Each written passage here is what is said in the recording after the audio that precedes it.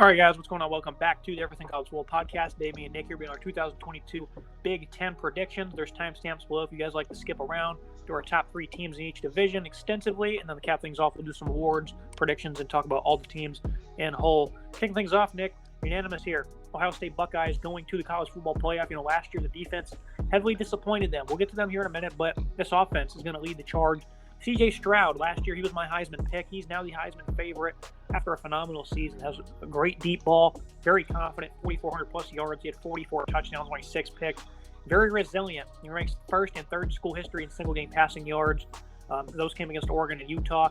He did a lot for them last year. Third and long, fourth and short, coming from behind. This guy was so good for them. He's just so confident and resilient. That's my main characteristics I love of C.J. Stroud. But looking at the run game as well, though, TreVeyon Henderson, I expected him to be the top impact freshman from a season ago, and he was. 1,255 yards, 15 touchdowns, also had 4 more scores as a pass catcher, 6.8 yards per carry. Myatt Williams, he's another big back for them. He had 7 yards per carry, 500-plus yards on the season.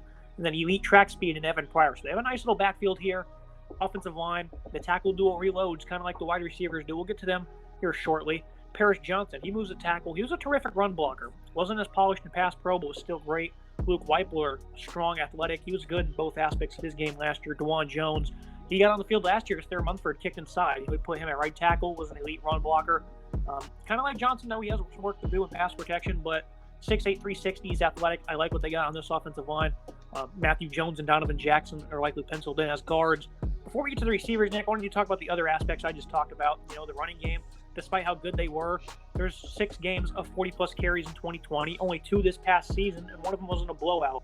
That's the biggest thing I want to focus on with this offense because the running game's been good. They just don't focus on it enough. And despite how good these guys are at scoring and putting up yards, it seemed to really not do them any favors because their defense was getting ran all over. Right, the defense was clearly the problem for Ohio State last year, and this offense only gets better as it returns so much talent from last year. Haven't even touched on the wide receivers yet. They have a ridiculous number of talent returning there. But this running back core is solid. TreVeyon Henderson is an absolute star back. 1,200 yards on the ground last year, 6.8 yards per carry, 15 touchdowns for him. Can also be involved in the receiving game as well. I love TreVeyon Henderson top to bottom, super talented back. And I think Myatt Williams as well, solid number 2 back to have. He had limited touches last year, but 500 yards on the ground, 7.2 yards per carry. Plus 3 scores. I think that 2-headed monster there is ridiculous. Henderson and Williams are fantastic. The offensive line returns a lot of talent as well. I was a bit disappointed at times with the offensive line, but I think they have some good experience. Donovan Jackson at left guard. I'd like to see a little bit more out of him. Paris Johnson Jr. as well at left tackle. I want to see a little bit more out of him, but I like the experience those two have. And of course, C.J. Stroud is a name that everyone in college football knows. The best quarterback in college football, if not the second best, 1 and 1A with Bryce Young, in my opinion. Those two are neck and neck up there. His completion percentage last year, 71.9%. A ridiculous number for him. 4,400 passing yards last year. Ridiculous numbers across the board. 44 touchdowns, 6 interceptions. He's only going to get better as time goes on. A absolute star at quarterback in Columbus. Now to the best part of this offense, the wide receiver group. I love these guys as much as I did last year. It's a shame the defense couldn't do more. Really wanted to see them in the postseason. Jackson Smith-Njigba, he's back. 95 grabs, 1,600-plus yards. Those are both single-season school records, 9 touchdowns. He also had 2 games of 15 receptions. Those are both school records. And his 347 against Utah is another school record. Insane numbers for a guy that's coming back for another season. Phenomenal route runner, great hands, very shifty in the open field. You replace 2 first-round picks with Emeka Egbuka. He might fill that Garrett Wilson role with great body control. He can separate. He adjusts well. Yards after catch, pass catcher. And Julian Fleming. Both of these guys were top 10 recruits in their respective class. Fleming, he's the more physical of the two. He's got some great speed after the catch. Only 19 grabs in 2 years, but he's going to get into the lineup this year, and he should have at least 50 receptions this season. They're both 205 pounds as well. Marvin Harrison Jr. gets opportunity to shine in the Rose Bowl, and he did. 6 grabs, 71 yards, and 3 touchdowns. Pretty elusive. Some quick feet in a short area. Caleb Burton from Lake Travis is also one of 3 more top 135 recruits they snagged. Absolutely loaded at pass catcher for this upcoming season and the years after that. What are your expectations for this core, Nick? Because they obviously got a lot of talent, but they do lose those 2 first-rounders. So some big shoes to fill here for Egbuka, Fleming, and the rest. It's crazy to think that this wide receiving core is so talented considering the 2 pieces they lost the NFL draft. Jackson Smith-Njigba is one of my favorite players in college football. I absolutely love the athleticism, the speed he has. He's only going to get better as time goes on. What a crazy season he had last year, over 1,600 yards. We've seen the stats. We've seen production out of him. Ridiculous in the slot. I love him as a player. He's my offensive player of the year for the conference. I think he has so much potential, so excited for him. And when you look at the rest of these guys, Marvin Harrison Jr., I think he has also great potential. We saw it in the Rose Bowl. I think he's going to step up this year and do some more of that. I love this core top to bottom. I think Julian Fleming as well is super talented. Not a lot of love going his way at the wide receiver Z role. I think he has some serious potential. Jaden Ballard as well. I think he might get an opportunity to play a little bit this year. Didn't play a whole lot last year. I like him on the depth chart. This is a solid wide receiving core with a great quarterback throwing the ball to them. This offense, the sky is the limit. They're going to put up a ton of points this year. The only problem is this defense will have to definitely get better. Jim Knowles comes over from Oklahoma State after coaching one of the best defenses in college football a season ago, implements a 4-2-5 scheme. You know, they're very soft last year, Nick. That was the biggest problem with them. Gave up 269 on the ground week 2 to Oregon, allowed under 100 yards rushing in 7 of the next 9. You know, thought things had changed. Then they played Michigan, and that was false. 4 straight 60-yard drives in the second half, allowed over 7 yards per carry, 300 yards. You know, they also got gashed by Utah in the next game. Run defense was just flat out poor. You know, the defensive line, very disappointing. Pass rush needs to be better. You know, a defensive tackle last year led them in sacks. That's disappointing when you got guys like Zach Harrison, who's been around a couple years and has not really done much. Jack Sawyer, he was third on the team with sacks. He was the top-ranked true freshman a season ago. They expect him to be a breakout player this year. Happy with the size on the interior. Jerron Cage, Teron Vincent, they're both 300-plus pounds. Tyleik Williams, slimmed down, athletic guy, one of the top defensive tackles in college football. So I like what they have in terms of personnel on the D-line. We just need to see them get a little bit better. They also have another top-ranked recruit in JT as well from a season ago. So they have the personnel, no doubt, on the D-line. Not at linebacker, though. You know, this is a big concern. They have 2 guys who were former linebackers, Steele Chambers and now Chip Trainum from ASU. Tommy Eichenberg was good at 64 tackles. I was second on the team, but he still wasn't great in run support. Bad angles from the defense. You know, when your defensive line's getting pushed around, that's not going to blend well, and it didn't. I think 5-star CJ Hicks, he's going to get involved this year because they really need him to step up. You know, we'll get to the secondary in a minute, Nick, but from a front 7 standpoint, they were incredible 2 years ago when you had Chase Young, 2 or 3 years ago now at this point when you had Chase Young there and some other guys, but since then they've just not really had much of a pulse here. You know, it was in 2020, it was the secondary that disappointed, but last season it was by far this front 7. How do you feel about the personnel, and what do you expect from them this season with Jim Knowles? It is shocking to say that the recruiting on the front 7 has been pretty poor under Ryan Day in Columbus. They really haven't been able to bring the pieces in to replace a guy like Chase Young, who is so talented. Tough shoes to fill, but these guys have not even got close to filling that in the front 7. I think CJ Hicks is an exciting piece. I like to see him come involved. You have very high expectations for him. I also have high expectations for him at linebacker. But in general, this front 7 just really concerns me. You know, they weren't able to get after the ball a whole lot. You know, Eichenberg had the second most tackles in the team with 64. Far below what you expect out of Tommy Eichenberg. Only 6.5 tackles for loss as well last year. This front 7, I hope Jim Knowles can do something and turn this defense around, because the defense is really holding back this Ohio State Buckeyes team, considering how dynamite that offense is. I need to see a lot more of the front 7, the interior as well. Williams and Vincent, I need to see more of those two. I think they have some good experience. Like to see what they can do, but it's a lot of young guys who hopefully they continue to step up, gain valuable experience, because this front 7 has been poor last year, and I really think it needs to improve a lot this year if they want to be able to contend for a national championship. Yeah, I mean, they probably would have won the national championship last year if they were just 20% better on this side of the ball. You know, I thought personnel in the secondary wouldn't be as bad last year compared to 2020, but, you know, I wasn't exactly right. You know, they didn't recruit anyone in the secondary. You know, it was just 3 guys in that class that pretty much inactive. You know, Ryan Watts, he transfers out. Lathan Ransom coming off a leg injury. I think he might have transferred out as well. They did only have 6 DBs last year, though. 2 top 5 corners. So maybe they'll start to provide an assist here. You know, Jordan Hancock, Jacqueline Johnson, Ronnie Hickman, he's a returning enforcer, can make plays all over the field. Mainly as a hybrid, though, doesn't do much for them in coverage. Very interested to see his role here in this 4-2-5, but all this new added talent is very big for them because, you know, they're now going to have 5 DBs in the back end. Tanner McAllister, he comes over with Knowles from Oklahoma State. That's a big-time addition because he understands this scheme very well, knows Knowles quite well also. So I think he's going to be a big-time leader for this defense, not just in the back end, but he's going to play a very important role, Nick, in making sure these guys are lined up and can perform. Then Denzel Burke, you know, he was great with 12 pass breakups. We thought Seven Banks would be the guy that stepped up. Ended up being Burks, who took that role. Banks now over at LSU. What are your expectations for the secondary? Because I think that they have a lot of room for growth. That's pretty clear. Personnel hasn't exactly taken that next turn, but I think there's certainly a potential there. You also get a guy like Josh Proctor back at safety. But I don't really know how much this returning experience matters with the implementation of this new scheme. McAllister, again, though, I think he's going to play a very crucial role this fall. Tanner McAllister is a key piece for me on this defense. I love him coming over from Oklahoma State. Him and Jim Knowles have worked together. Obviously, great experience. They're also graduate transfer, has a ton of reps under his belt. I love the experience. He could be that quarterback of the defense for me this year. I like the potential he has to continue to do that. was a star with the Cowboys. Like to see him continue that. Denzel Burke as well. Very impressed with him last year. Came in, kind of surprised a few people. Stepped up in a role that we didn't know if he'd really play a lot last year. He steps up, has a good season. Ronnie Hickman as well, solid guy. Led the team in tackles, nearly 100 tackles last year, tackle for loss, and a sack for him, plus 2 interceptions to boot. I like Ronnie Hickman a whole lot. This back five, I like it. I think it's solid. I think it's better than the front seven, and will certainly carry the defense. But this defense overall, top to bottom, does need to improve a lot if they want to be able to bring a national championship back to Columbus. Looking at the runner-up in the division, Michigan Wolverines at 10-2 is the prediction for me. Of course, they lose a lot in all areas. The coaching staff loses 2 coordinators. Josh Gaddis won the Broyles Award last year, and then all of a sudden ups and leaves for Miami. Not sure what happened there. We've been discussing it all offseason. Big-time loss, though. Sharon Moore, though, takes over. He's been on staff since 2018. Matt Weiss, those 2 guys will anchor that position down. Look at offense, though. Cade McNamara, 2,500 yards, 15 touchdowns, 64% completion rate. Was smart with the ball, complemented the running game quite well. Over the final 3 games, though, we failed to top 169 yards, but 2 of them were the biggest wins of the season against Ohio State and Iowa, so it's kind of tough to judge that. But he's flat out was a game manager, though. That's what I would call it. Ceiling seems capped with Cade. They need to capitalize on this current run they have after winning the conference a season ago. J.J. McCarthy is the better talent. Impressive arm, nice ability to rip it. Much better athlete as well. He made a big mistake versus Michigan State when he fumbled. Had a great touchdown pass in that same game, though. They tried to get both on the field.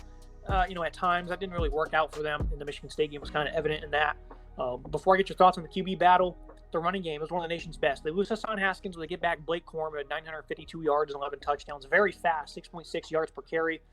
He would have 1,000 yards. I think he was a little beat up late in the year, so he didn't top the 1K mark.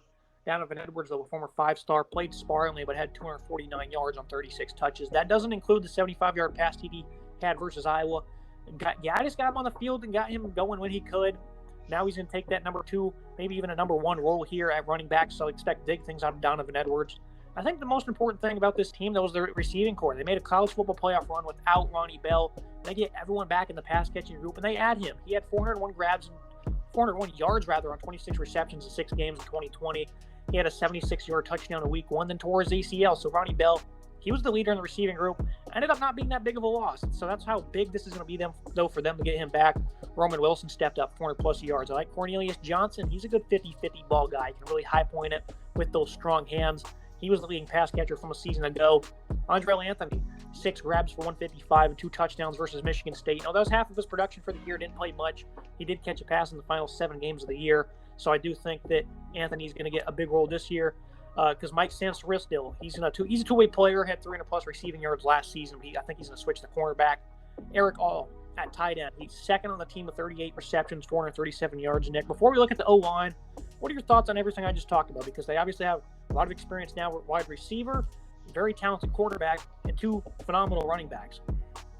This is a solid offense top to bottom. I think Cade McNamara is a glorified game manager, solid quarterback. I do like the completion percentage. He turned down the turnovers last year for only 6, but I think he does need to step aside for J.J. McCarthy, and J.J. McCarthy is the clear talent, the guy that's going to, if this Michigan team is going to return to the playoff, I think McCarthy has to be the quarterback. There's no other way for me to put it. I don't think McNamara can take them back to the playoff. They benefited greatly from a poor Ohio State defense last year, considering how bad this team did look against Michigan State.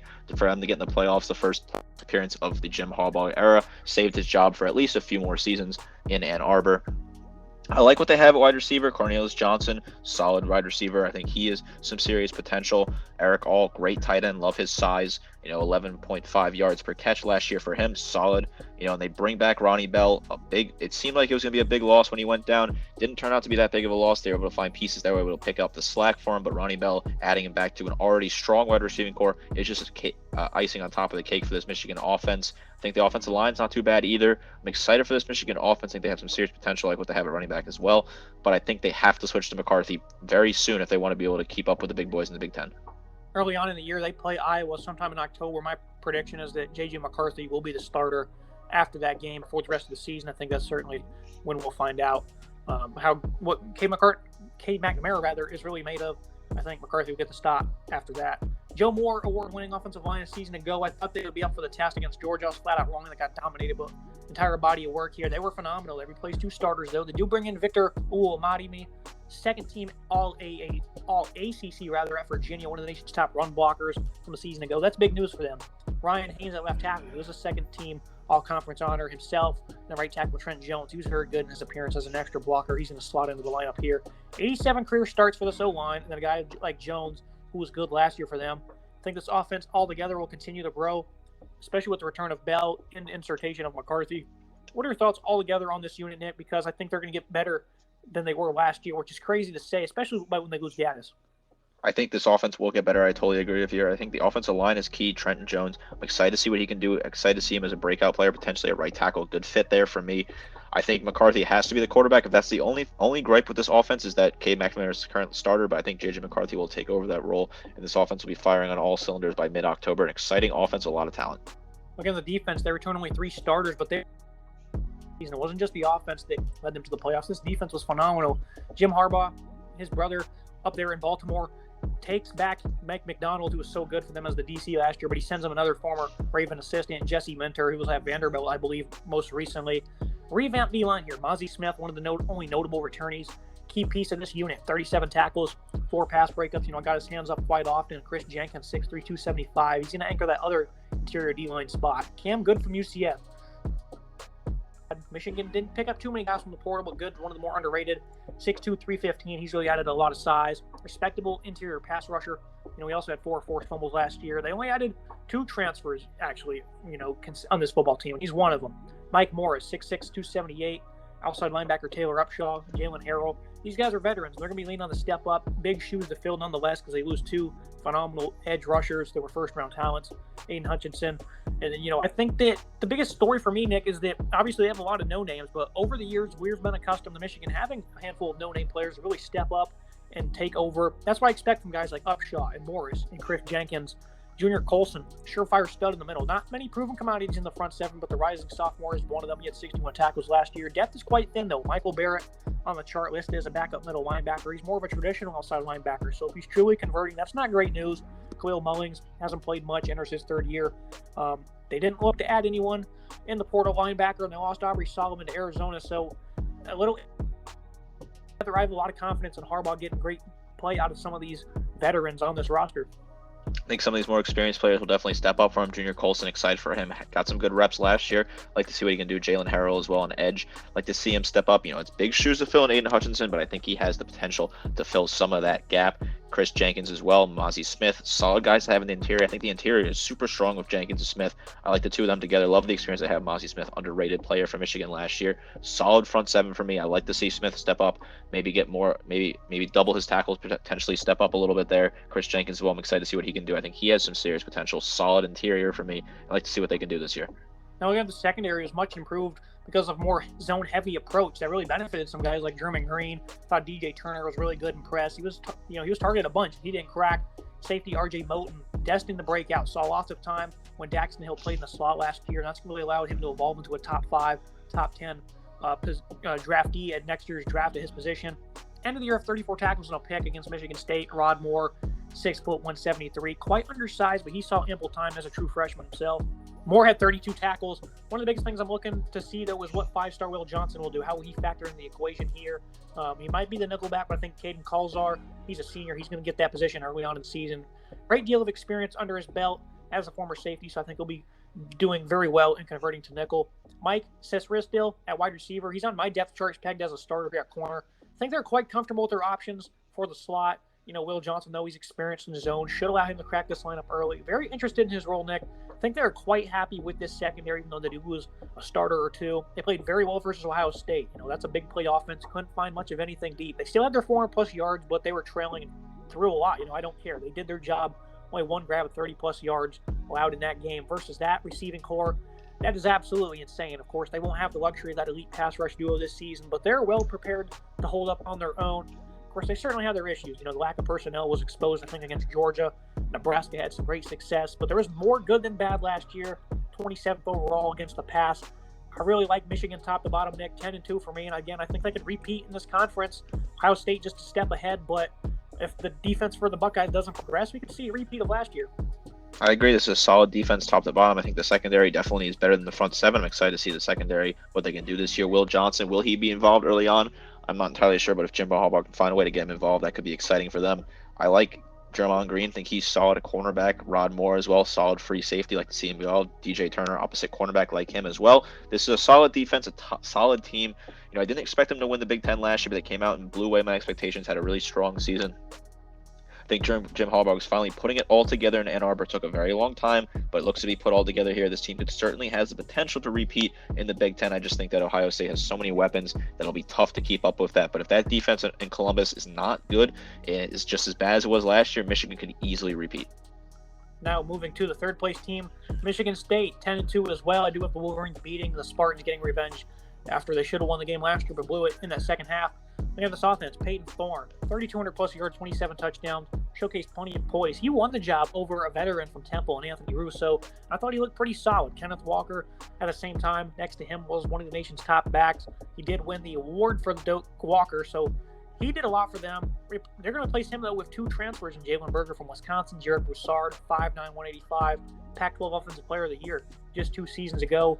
This group averaged 175 yards on the ground. When they struggled to run, though, Nick, they couldn't pass either. The offense only really thrived when they had a balance, and I don't know if they'll be able to do that this year. They won't be able to live the same way they did last year. Jaden Reed, though, big playability as a pass catcher and return man.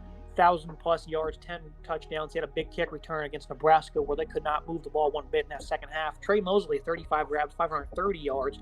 Pretty good production from them. And Jalen Naylor, he's the only one that departs. They had a nice little trio, though, from those guys. Keon Coleman, 6'4", 210. Love that size. Good vertical. Nice jumping explosion. Needs to add some speed. Certainly get him involved in a few more ways than others. Montori Foster, he's an acrobatic pass catcher. Depth isn't exactly great at wide receiver, but I think Michigan State, they're pretty sound here in terms of the skill positions because Mel Tucker continues to do great work in the portal. I think Mel Tucker is one of the best in the portal, just like Nick Saban, a coach that he formerly coached under. I like this offense a lot. I think Peyton Thorne's a solid quarterback, good pocket control, also can run a little bit here and there. I think completion percentage 60.4, not too bad.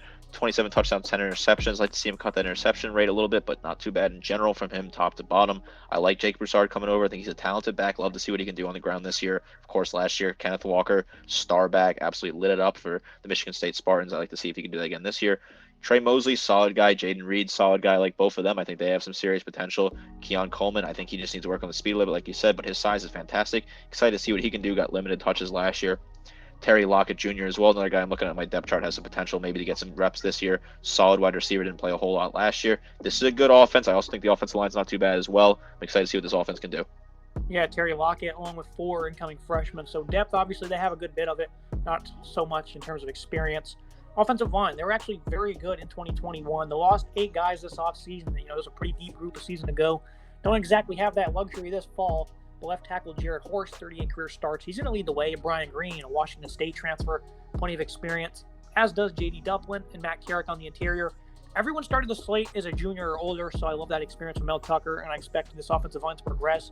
And overall, I think this backfield, they didn't really have a number 2 last year, Nick. Now they have 2 great guys that were transfers, along with Jordan Simmons and Elijah Cullen, so I think this running game is certainly going to continue to progress.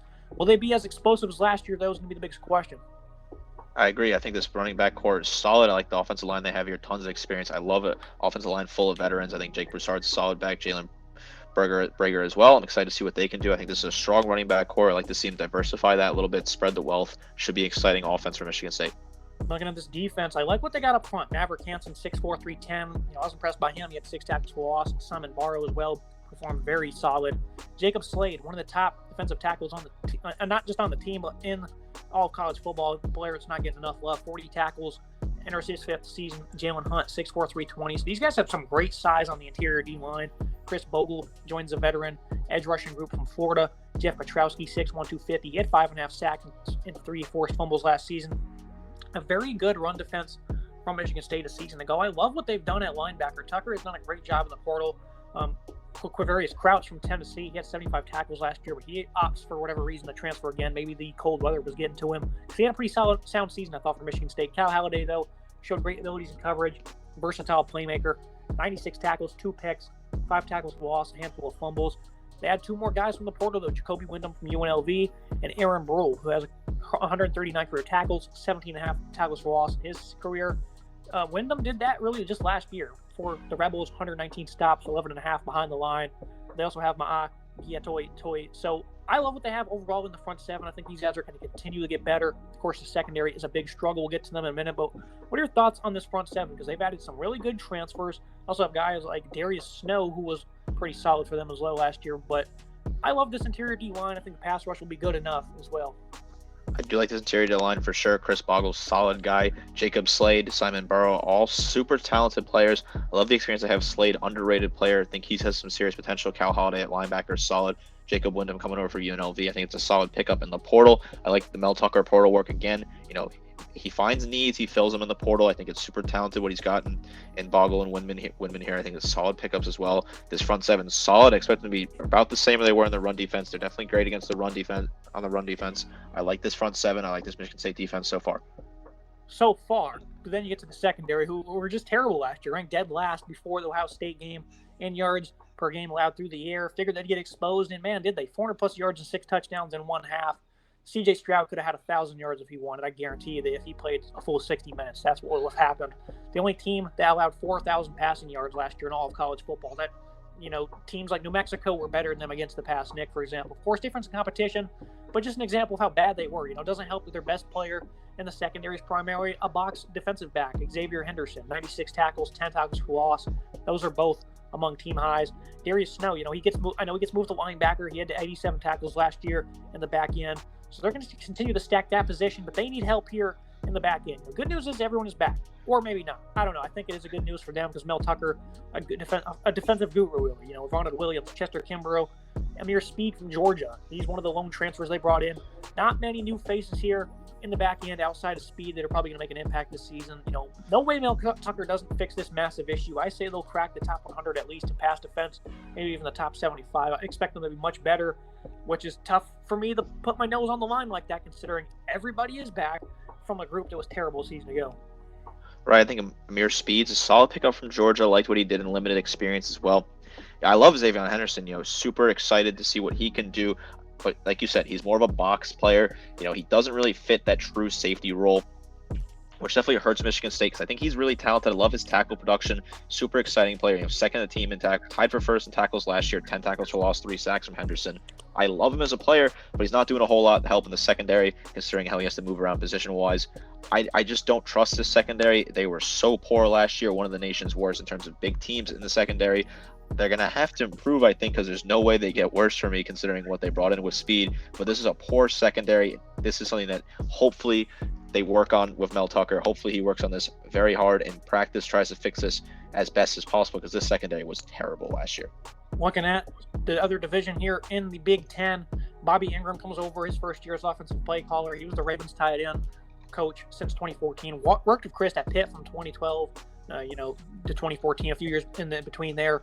This offense, though, Nick, same old as always. Graham Mertz, his first career game versus Illinois 2 years back, saw him complete 95% with 5 touchdowns. He's been flat out poor ever since. Struggled the rest of 2020. It's even worse this past season.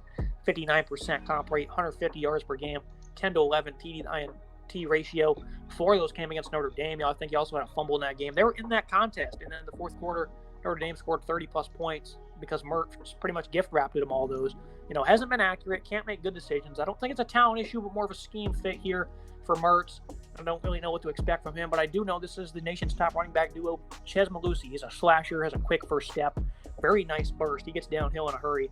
815 yards, 8 touchdowns in 9 games. They're going to pair him up with Braylon Allen. They compare him to Derrick Henry because he's 6'2", 238. Heck of an athletic specimen for that size. He's a converted linebacker, so he uses that violent nature here as a runner. Stays low, cuts with authority. He didn't do much of anything the first 4 games, and then they unleashed him at 100-plus yards in 8 of the last 9 games. Nearly 1,300 yards, 12 touchdowns. The offense struggled early in the year, and they started to finally churn it out on the ground. They got stonewalled late in the year versus Minnesota, though, because that one-dimension part of this unit continues to plague them. I do like what they have on the offensive line, though. Logan Brown, Tyler Beach, Jack Nelson. They got those 3 guys back on this unit. Another 2 linemen were drafted this past year, so they're still developing them quite well. Those 3 are up next. And then, to keep things short here, they lose 3 wide receivers from last season, the top 3 pass catchers, rather. They don't have much in terms of returning production or experience. Tamiri Dyke, top returning wide receiver, he had 19 grabs for 272 yards. Clay Cundiff, he was the 5th leading pass catcher. He only had 3 grabs and 86 yards, though. That's obviously not great. Marcus Allen, Skylar Belt, figured to be next up a wide receiver. They only combined for 4 receptions themselves last year. Keontae Lewis, another name I'm circling though, from UCLA. They pick him up from the Bruins. A very young, inexperienced wide receiver group. I love what they have at running back. The trenches will be nice, but same old, Nick. This offense is incredibly one-dimensional. They're going to get nothing out of their passing game. They didn't do anything last year, and now they're pretty depleted at pass catcher, so not really sure what to say other than that. Classic Wisconsin offense here for me. Graham Mertz is not a great quarterback in my opinion. Just struggles, really. I just don't see it with him. I think the ceiling has been met. 10 touchdowns, 11 interceptions last year, below 2,000 yards passing, below 6% completion percentage. They're not going anywhere with Mertz at quarterback. I look at the depth chart. I don't see a whole lot of help elsewhere. Chase Wolf, I don't think he's that talented either. He has limited experience as well. Not too great in those limited actions. They're going to live and die by the running game. They're going to have to do that this year because this wide receiving core is weak.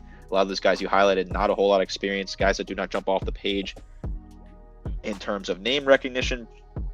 Braylon Allen, though, super talented back. I love him. I'm excited to see what he can continue to do this year. 1,200 yards on the ground last year, 6.8 yards per carry, 12 touchdowns. Then Ches Mazzulla, also solid number 2 back, 5 touchdowns on the ground last year for him, 4.7 yards per carry. This is a solid 1-2 duo at running back, but this offense outside of their running core is poor. Wisconsin's going to have to ground and pound this year, and if they can go against a tough run defense, they could find themselves some serious trouble. Good news for them is they have a stout defense. But the bad news is they only returned 3 starters, but they were the nation's top run defense a season ago. I thought Georgia was better because they had to go against far more carries than Wisconsin did, but these guys were in the 3 digits. They were well under 1,000 yards in terms of rushing allowed. Keanu Benton, he's a player they fully unleashed last year. Sturdy nose at 6'4", 317. Not much for numbers, but this is a guy that really frees things up for his linebackers. Same can be said about Isaiah Mullins, coming off a career year, 5th year. He enters, he's played a ton of ball. These guys do the dirty work up front. Rodolph Johnson, he's expected to step up and be the other starter defensive end. Isaac Townsend, James Thompson, they've both been around for a bit now. 6'5", 290 for Thompson. Townsend, 6'5", 280. So they provide some nice edge depth here. Plenty of size, not much on the interior D-line, but Gio Paz, he's 6'3", 310. No short of his size there, but just experience is a bit lacking. I was such a big fan of this linebacking group last year, and they delivered. Return only one guy, though, and that's Nick Herbig. 64 tackles, 14.5 tackles for loss, 9.5 sacks. Did a little bit of everything for them. He's got a great motor, hits hard, one of the hardest workers in the building. These outside linebackers do such a good job of collapsing for them. That's why I want to see guys like Herbig and C.J. Gotts step up. 6'4", 243, redshirt senior. He's going to slide into a starting role. Gotts, along with Jordan Turner and Tatum Grass. Turner showed nice flow to the ball in last year's game and in the spring. Good abilities in coverage. Tatum Grass, he's the most experienced inside linebacker on the team. These guys at the inside linebacker position have really produced some really good sack numbers the past 2 seasons. So I expect these guys to be blitzed a lot. I think that's the biggest key for this football team is how will these linebackers play, because it's the most included group of players in Jim Leonard's scheme. These guys have to produce, or Wisconsin struggles in every single year for the last decade. It seems they have. I do like this linebacking core, Nick Herbig. Super excited to see him return in Madison. Super talented linebacker. I love the production he says. C.J. Gotts as well, super talented guy. Jordan Turner, Tatum Grass as well. Solid interior linebackers. I love this linebacking core, solid top to bottom. And I also think the front defensive line's not that bad either. Keon Benton, like you said, solid guy. Rhodes Johnson, solid player as well. I think he's exciting to see him back. Isaiah Mullins, solid player as well as defensive end. This is a solid front part of this defensive unit. I think it's super talented. I love the linebacking core. Nick Herbig, expect another big year out of him. Solid linebacking group. Now looking at the secondary, they lose 4 starters. They lose a few long-tenured safeties. They replace those guys with 2 seniors to bend on the program, though. Travion Blaylock and John Torchino, 6th on the team last year, 35 tackles, had 3 picks as well. They added 3 transfers, though. Justin Clark, likely to play corner. He was a multi-year starter at Toledo. Cedric Dort, 44 career games at Kentucky. And then Jay Shaw from UCLA. Really good tackler. Showcased the ability to locate the ball as well during his time as a Bruin. Haven't seen many schools pluck numerous former starters that come be starters in the same position. Full of guys, again, 4 to be exact. I think these guys will certainly progress, and I think they might be better than last year. 4th in FBS versus the pass. They had 16 picks, only 9 touchdowns allowed, 55% comp rate. Not much fall off is expected here. I think Jim Leonard's really going to coach these guys up. They were already veterans, have learned a lot, and they'll continue to grow. I like Wisconsin, top to bottom. Talk about the secondary real quick, but overall, I think same old, different year. I think the same thing will be said about Iowa, we'll talk about here in a minute. I do like how Wisconsin plays Ohio State early on in the season, because the Buckeyes got lucky last year. If they played this running back duo, they would have got torched. They play them at the end of September, and if the defense is as soft as it was last year, I think we could see an upset there in Columbus. I agree. I think this is a solid secondary. Jay Shaw coming over, highlight him. Solid player from UCLA. I think it's a good pickup. I also agree if the Buckeyes defense does not turn around early, they could definitely get run all over by this Wisconsin offense. This running back core is fantastic. I just worry about Wisconsin's offense. I just don't know if they're going to be up to keep the pace. If that running back core struggles and they can't really find it on any given day, they could find themselves behind early and losing a game or two for sure. We're going to have the Iowa Hawkeyes, Kirk Ferentz, Phil Parker, defensive coordinator. They entered the 23rd season together here with the Hawkeyes. This group returned 17 starters, most in the conference, but all of those are very significant. Like we just said about Wisconsin, Iowa, same old different year, but even worse. Spencer Petras, that quarterback, inaccurate, lacked consistency, 10 touchdowns and 9 picks, only 156 yards per game on a 57% comp rate. Waddell Betts, the running back coach, said Gavin Williams and Le'Shawn Williams. These guys aren't afraid of contact. Seems like they're going to split carries early on, so I think that's one thing to watch. 9 starters are back on offense. They lose Tyler Goodson at running back and then Tyler Linderbaum. Last year, a very undersized offensive line. It made it hard for them to run the ball. Even it struggled immensely. Tyler Ellsbury, though, 6'5", 301. He's probably their biggest projected starter. Logan Jones, similar role to that of Linderbaum, being 6'3", 282. He's in a slot in there at center. And then Jack Plum, he's probably the lone senior here on this O-line. I'm very concerned, Nick, because there's not much to stand out about this offense, especially at wide receiver. They lose 2 transfers to go to Purdue, which is very interesting because Purdue absolutely slashed them last year. Sam Laporta, one of the nation's top tight ends, though. He's a complete chain mover, 570 yards on 53 receptions. Keegan Johnson, he was probably their best deep threat last season as a freshman, 18 grabs for 152 yards. And then Nico Regini's made some impressive catches. Overall, offense, they probably should be better. The scheme, kind of like Wisconsin, makes it hard. I think Iowa, though, they're in a much worse boat than the Badgers just because they don't really have that dominance in the trenches. I agree. This offense is not too great. Not a lot of names jump off the page here for me. Quarterback play has not been great in the past. But again, this year, Petras just really isn't quite the key for me. I think the scheme definitely lets him down. 10 touchdowns, 9 interceptions last year. I like Keegan Johnson. He's the one player I get excited about in this offense. I like his deep threat ability. I like to see him get targeted early on, but I just worry about this offense. I don't know about the running back core. Some inexperience there. I like to see if they can get some reps early on. Hopefully turn that around the offensive line as well. Replaces Tyler Linderbaum, super talented player to replace. Jack Plum, the leader here. He has to step up and be that leader on the offensive line and show that he has that skills to do so. I worry about this offense top to bottom. I think they'll struggle to score and they can find themselves in trouble. Looking at the Hawkeye defense, I expected Zach Van Volkenberg to be a breakout star when he was, but now he's gone. Lucas Van Ness, Joe Evans, those guys are next up. 7 sacks each. John Wagner, he was all really good. They're all in that 6'5", 260 range. They don't have size, but much more, athletic, disciplined players. Lee and Shannon, those guys are bigger, but not much overall. One of the nation's best linebacking groups, though, Nick. Jack Campbell, 143 tackles, 6 pass breakups. Seth Benson, 105 stops, had 8 QB hurries, rather. Justin Jacobs, good athleticism and range and coverage, along with some run-stopping skills. Love the front 7. The secondary was elite last year. They lose 3 key starters, though. They led the nation with 25 picks. Wiley Moss has really thrived at Phil Parker's zone-heavy scheme. He's got great vision. Terry Roberts, he struggled mainly in that Purdue game in Matt Hankins' absence. Kevon Merriweather, he's a 5th-year safety. Should fill shoes with ease here. They also landed a high-end 4-star Xavier Nwankpa. He stays in his home state. They should allow him to see time early on. He's got great range and closing speed. Physically makes him, a nice fit all around. I love this defense, Nick. They have guys up front that are going to step up and make plays. They have a great group of linebackers. And then secondary, despite some of the losses, these guys are incredibly disciplined. This cover 2 shell really seems to fit the guys they recruit, including Riley Moss. So I expect this Iowa defense to lead the charge for them once again. I love Riley Moss, super experienced cornerback. I think he's got some serious potential to continue to step up. I love Jack Campbell, ridiculous numbers. The tackle total is ridiculous. 140 tackles last year, 3.5 for loss, plus a sack. 2 interceptions for Campbell as well. All-around star player for Iowa. This defense is great. I love the scheme. I love the way the cohesion of this defense. A lot of guys returning, a lot of experience returning on the front as well. The defensive ends and tackles have a lot of good experience, interior, exterior as well. This is a solid defense. I'm excited for this defense. I expect them to be involved in a lot of low-scoring affairs this year. The offense is what really worries me about Iowa, but their defense is an absolute star unit. Excited to see what they can do. The third 9-3 team here in this division, Minnesota, I do think they have probably the best potential to win this division because they have more cohesion, I think, on offense, but not exactly because Tanner Morgan hasn't been the same since 2019 where he shattered school records, but he also had Tyler Johnson and Rashad Bateman. Those guys were so good that season. They were both first and second in school history for single-season yards. Passing back was so good that year, hasn't been the same since. Only 17 touchdowns and 14 picks the past 2 years for Morgan, 157 yards per game. a season ago. Accuracy has been shaky. Overall confidence just seems shot compared to 2019. He would fit it into tight windows with ease. He's not consistent, lacks physical traits. Not very high on Tanner Morgan. I think he probably should have just moved on. But I do understand returning when you look at this group of receivers and running backs he has. Chris Audubon-Bell at pass catcher, 6'1", 215. He can high point, good body control, smooth athlete, very physical. He's kind of a lesser version of Drake London, which is a pretty good comparison. Or even span forward at tight end. He's a great blocker. He's a pretty good pass catcher in space as well. 6'7", 270. They really utilize him in a multitude of ways. Daniel Wright, a guy I was interested to see last year's an A&M transfer. He's pretty solid, 20 yards per catch on 18 receptions. Extends his body well. Good control, impressive foot speed, 6'3", 215. Michael Brown-Stevens, Daniel Jackson both had 20-plus receptions last year, so plenty of experience back here for Morgan. Minnesota also had a pretty deep backfield for years, and it's no different this season. 3 guys had 500-plus yards. Terry Potts had 3 straight 100-plus yard games, had 552 in 5 games.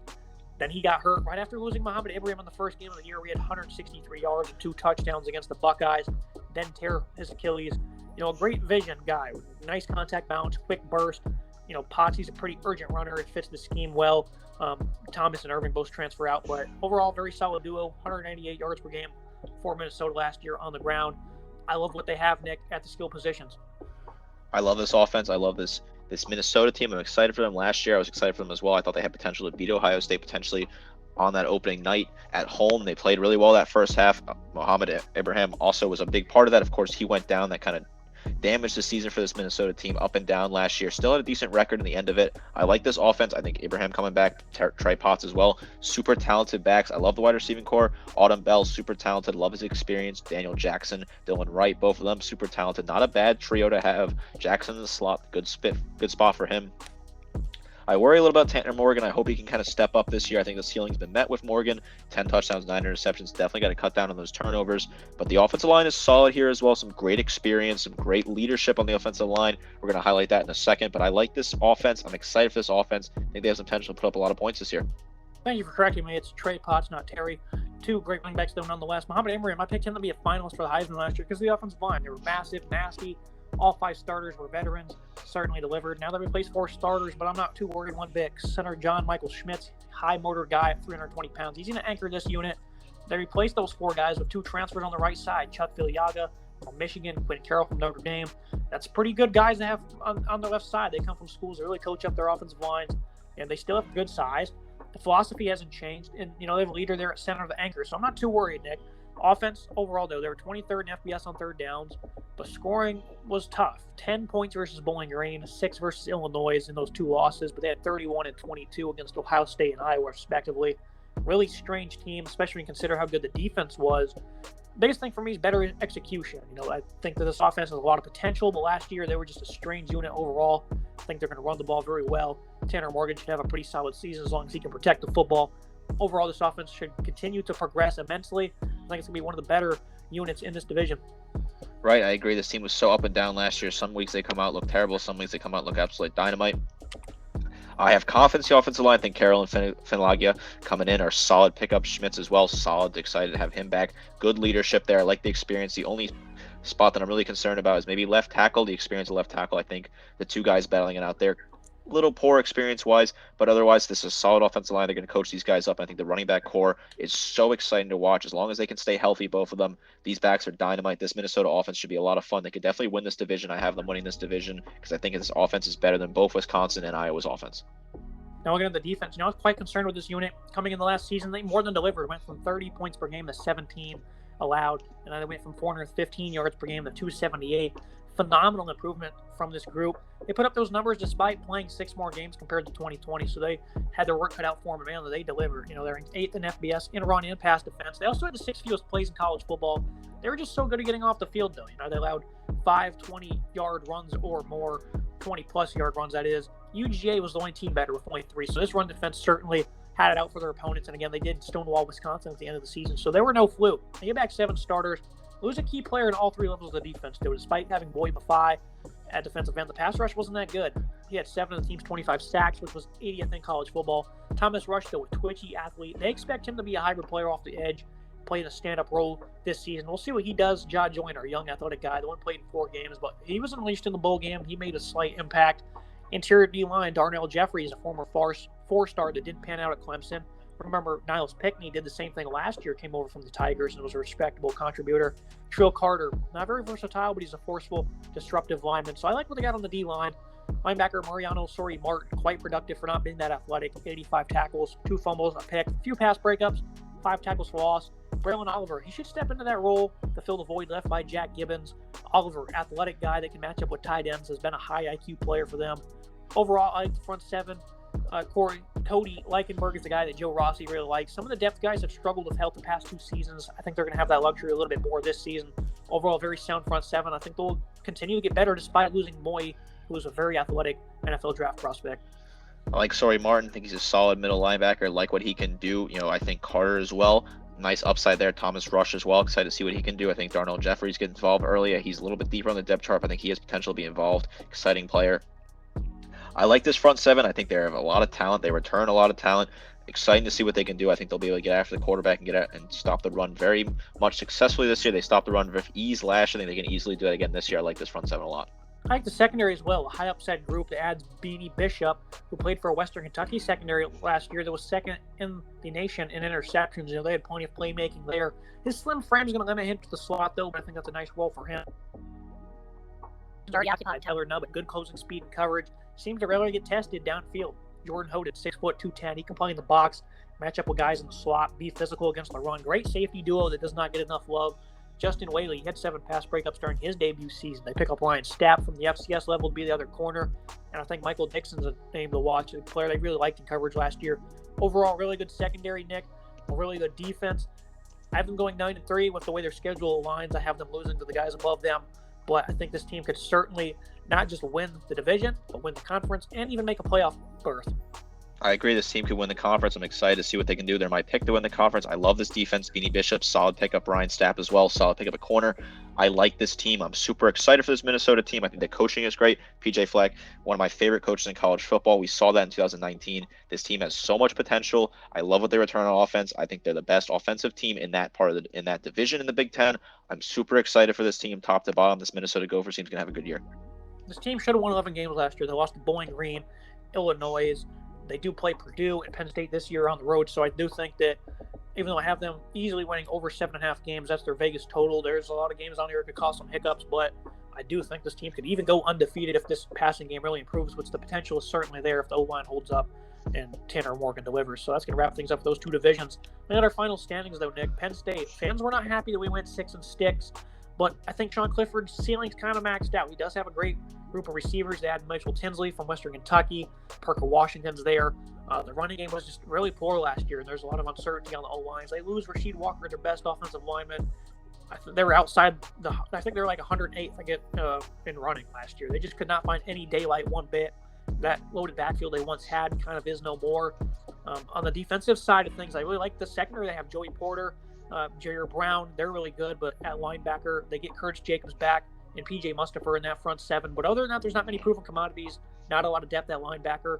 Same can be said for the D-line. I think Penn State, they're going to gear up for a big 2023, but 2022 will be a bit of a down year for the Nittany Lions. Maryland, outside of the offense, they have a great receiving core that picks up Jacob Copeland, paired with Raheem Jarrett and Demas. And Tagovailoa, I think, will continue to develop. The running game isn't really on par. The defense is a bit sluggish unit. They don't have much of a pass rush. They lose Nick Cross in the back end for a secondary that was not that good. So I'm going to go 5-7 for Maryland. Rutgers was a team we talked about that there's just no wins on their schedule. I'm really rooting for them. I know you're home to close to Rutgers. You're rooting for the Scarlet Knights and Greg Schiano. A very interesting bunch that they should get better. They had Taj Harris on offense. They have great guys on defense like Robert Lightbeam, Max Melton. Front 7, though, they replaced a lot of guys. Their best player it was returning in the front 7 tears an ACL. So Rutgers 3-9. I think that's a really interesting team. Not a lot of wins on the schedule. In Indiana, I think the offense last year was a bit sluggish. They had Connor Blaslick. Get some returners back on defense like Tiawan Mullen. Marcelino Ball, I believe, is back as well. Very disappointing bunch from the season ago. They're really down bad in the trenches. What are your thoughts on that division and all those teams I just talked about? Right, Penn State fans don't like what we have to say for them, but I think that they're just getting a little too much hype. I think next year is the year for Penn State and College Station. I think they're exciting next year. I think the depth this year is just weak. I think they have to continue to hit one more recruiting cycle to kind of fill in the blanks here for this Penn State team. The offense worries me a little bit. I think they've met their ceiling on offense. I do think they can beat Auburn, though, on the Plains, and that will be an interesting interconference battle. But This is an interesting Penn State team. I just don't see more than 6 wins. Maryland, I like Talia Tungavailoa, excited that he's transferred there and had success so far. I think his wide receiving core is exciting. I also think the defense not too bad, but Maryland just finds himself a little bit off the pace in the Big Ten. Rutgers, a team near and dear to my heart, a team I root for a lot. I love what Greg Schiano's doing. I was not sold when we hired him back originally, but I think this is a great hire now. I love Taj Harris coming in, one of my favorite players at Syracuse last year. Great pickup in the portal, huge impact there. Offense should be exciting for Rutgers this year, but the schedule is just tough top to bottom. Hate to have them at 3 wins, but I think that's where they belong. Indiana as well. I don't think Blazelack is the future. Interesting move out of the portal there, but I think the offense for Indiana will be sluggish this year. Defense should not be that bad. I like some of the returning stars they have, but I just worry about Indiana. I think they'll find themselves in a lot of trouble this year in the Big Ten. I do love Tom Allen with his bunch. I think caught lightning in a bottle 2 years ago, which would make me wrong because I thought this was going to be a good team a season ago. Looking at Nebraska, though, 7-5. I think Scott Frost will save his job for one more season. This is your sleeper team in the conference, and I totally understand why, because they made some great adds in the portal. Every player they added is going to be an impact performer for them. Casey Thompson at quarterback. I have them beating Oklahoma early on in September. I just think they're going to play better football that day. We'll break down the game when we get to it, but Casey Thompson was very solid last year for Texas. Nice touch, some good accuracy, a dual threat guy. Marcus Washington from Texas follows him, along with Trey Palmer, a speedy pass catcher that joined Omar Manning and Alante Brown. They picked him up from Tennessee. Offensive line's a little concerning because they weren't great last year. They lose a handful of starters. Lost another guy due to a failed drug test. Love this backfield. They're very deep. They have 4 deep here at running back. Anthony Grant comes over from the JUCO ranks to pair up with Jericho Yant, Ramir Johnson. So they have some nice power runners here, some good speed as well. Defense, though, I think this is the area really going to shine. I love what they have on the front 7 because they get the 2 linebackers, Luke Ramir, Nick Henrik back, but they pick up O'Shawn Mathis, a highly coveted transfer from TCU. And then Devin Drew, I think he's going to really help collapse the run. And they also picked up a nose tackle from Alabama as well. So I think they're going to be much better against the run this year than a lot of people will be expecting. In the secondary, they're pretty deep as well. Got a handful of transfers in that category as well. No real standouts. I think Isaac Gifford, Quentin Newsome are 2 interesting guys to watch. I love Nebraska, though, 7-5 for me. I think that team has a lot of potential, though. I do like I do have them beating Oklahoma again. Purdue, Aiden O'Connell, big-time passing attack for them. Milton Wright, Brock Thompson. I think Milton Wright actually got suspended, but they're still pretty deep at receiver. They picked up Charlie Jones and Tyrone Tracy from Iowa, so they're going to have a stout passing attack. The Boilermakers defense was a very solid unit a season ago. They did have their troubles against the better offenses like Ohio State and Tennessee, but I think they have some pretty underrated talent. Kydron Jenkins at defensive end was very good for them last year. Kyron Douglas at linebacker. And then the secondary, 5 seniors, joined by Reese Taylor, comes over from Indiana, a very solid guy opposite of T1 Melly, like Corey Trice and Cam Allen. So I think Purdue, they have a potential to win this division. And then I forgot to mention Payne Durham at tight end. He adds on to what is a pretty sound football team. And of course, we've learned over the last couple of years, they love to upset everybody when given the opportunity. So Purdue is 7-5 for me, 5th in the division, but they could certainly knock a lot of teams off and potentially find themselves in Indianapolis. Chase Brown and Josh McCray, nice little 1-2 punch there. We'll see what happens with Tommy DeVito at quarterback. They get guys like Calvin Hart back on defense. I think Illinois is a sleeper team as well. I think that they can make a bowl game, and I hope they do. Brett Bielema must start to get things going there in the Northwestern. They just do not have the talent to compete in this conference, even though every other year they seem to be really strong. I don't think we'll see that trend continue this season, as they're very depleted on offense, and their defense, despite them having some good players in the secondary, didn't really play well top to bottom. So how do you feel about this division before we move to our awards? Nebraska, my sleeper team. I'm super excited for them. Casey Thompson, great addition to the portal. I think the quarterback position definitely received a lot of hate with Adrian Martinez, but I think Casey Thompson's a great replacement for him. I like what they have on offense. Omar Manning, a guy that I highlight as my breakout star for the Big Ten. I love his potential. I think he steps up this year and has a huge season. I love Omar Manning and what he can do at Nebraska. I think the running back core is not bad either, as long as the offensive line kind of gets itself into shape. This team is a sleeper team for sure. Serious potential in Nebraska. Purdue, like their offense. Aiden O'Connell's solid quarterback. I like what he can do. Good arm. Not bad in the pocket as well. Good presence. I like him. Good offense. I like the portal work they did at Purdue. The defense is just what concerns me. I don't think they can get after the quarterback at all this year. They didn't really do it last year when they lose their best piece in Carl Offitz. I don't know how you can expect them to do anything better on the defensive side of the ball. Secondary as well concerns me. Illinois, like the potential. Chase Brown, star back. Excited to see what he can do. I like to see him burst on the scene this year and have a strong season. Very talented. Illinois, definitely a sleeper team as well. I agree with you in that regard, but I just don't think the wins are there for me right now. Northwestern, looking at the depth chart and the roster, I just don't see any names that scream out to me talent. This team is so depleted. They have not been recruiting great. Tough to keep up when they're a private school in a conference full of public schools that have so much more money than they do. Northwestern, tough season for them this year, but don't be surprised they somehow go out and win the division, considering that's how weird they are in even years. I do like this division as well. I think it's a wide open division in my opinion, but I think Minnesota will win it. I do think they just have the depth on offense to do that, but don't be surprised Nebraska's knocking on the door late in the year. Looking at the conference title predictions and the awards, we both have Ohio State advancing to the college football playoff. I have Wisconsin representing that division. You have Minnesota. Well, I will be rooting for Minnesota, but the way I have things lining up, the Badgers, being unbiased here, I do have them going to Indy. We both have Ohio State Buckeye passing guys. C.J. Stroud for me, winning Offensive Player of the Year. You have Jackson Smith-Njigba. No real argument there. Defensive Player of the Year, though, a little bit of a disagreement. I have Nick Herbig. I think he's really going to lead the way for Wisconsin. You have Jack Campbell. You can explain yourself here in a second. But newcomer of the year for me, C.J. Hicks. I just think Ohio State is desperately needing some guys to step up, especially at linebacker. It's C.J. Hicks, incoming 5-star. I think he's going to do a lot for them. We both have P.J. Fleck as Coach of the Year. Keanu Benton, he's my breakout star for the Badgers because they only get 3 starters back. He's one of them. I think he's really going to have a big-time season. And then they continue to rave about the Golden Gophers. That's my sleeper team. Go in depth a little bit on some of your predictions here.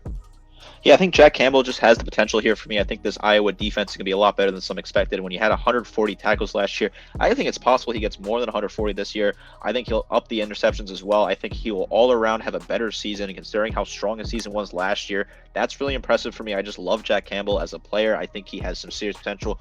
Strong leadership in that Iowa locker room. Then we look at my newcomer of the year, Casey Thompson. We talked about Nebraska, both of us a little bit in depth because we both are high on Nebraska. They're my sleeper team. I just think that he is going to have control of that offense and find himself in a groove and a rhythm early on, as long as the offensive line can stay standing. And then for me, Omar Manning, I touched on it a little bit earlier, but Omar Manning, I just love the potential with him.